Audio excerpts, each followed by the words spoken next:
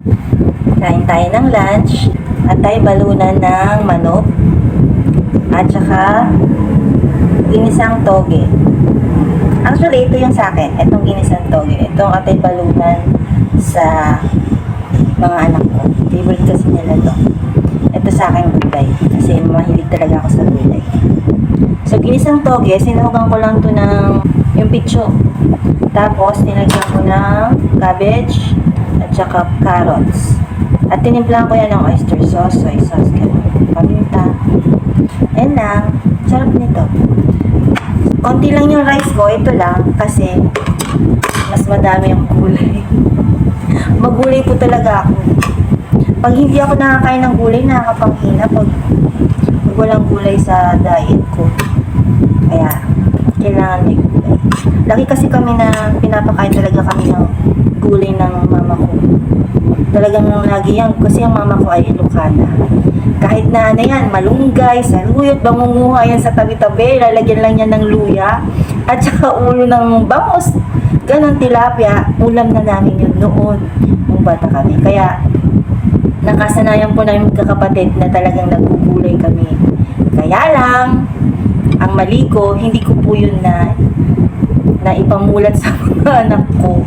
Ngayon, hindi nila nakahiligan ng gulay.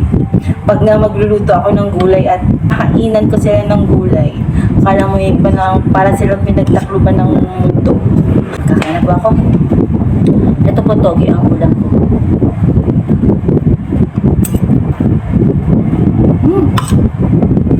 Ang sarap. Bihira po ako magluto ng togi. Actually, nakapag-isip po ako na magluto ng togi dahil may napanood po ako. At nung tinanong ako ng asawa ko kung anong gusto kong ulam, biglang ting! Toge! Kaya masarap po kasi talaga.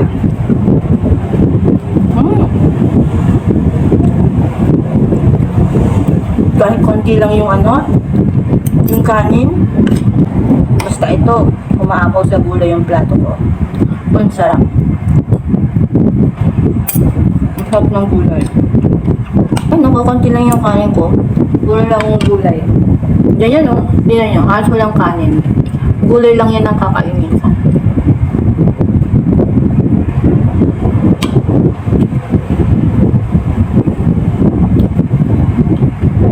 Tikman din natin itong liver. Itong adobong ito. Actually, ang tawag dito yung liver steak. Yung kalamansi ang pinang-asin. Hindi siya talaga yung adobo na suka. Tikman natin itong balunan. Sarap. Malambot na siya. Pero mas bet ko pa rin ito. Gulay. Walang tatalo sa gulay. Sarap.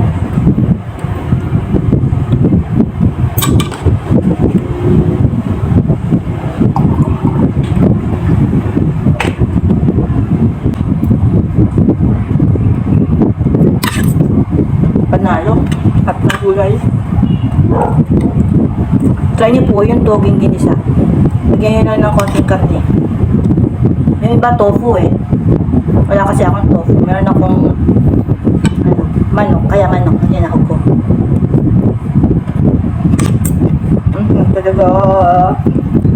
Yan ah. Uubusin ko yung gulay niya. Kasi kami na naman dalawa ng asawa ko ubus ng gulay. Pero yan, ubus sa kanila yan. Yung liver, favorite nila yan. Lalo na yung may kalamansi. So, gusto nila.